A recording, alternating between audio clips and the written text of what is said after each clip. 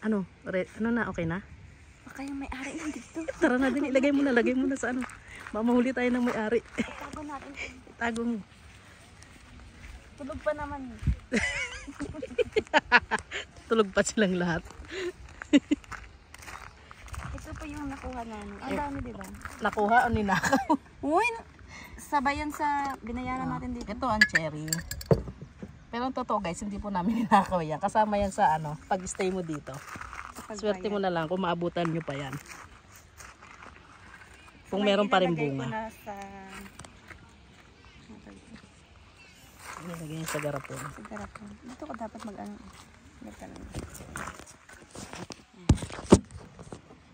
Tingnan mo naman. Baka hindi yan nakasento.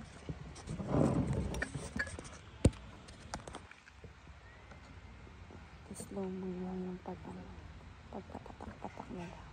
Ikaw na yung mag-ano slow motion. Tchaaan! This is the cherry! Tara, manguha pa tayo.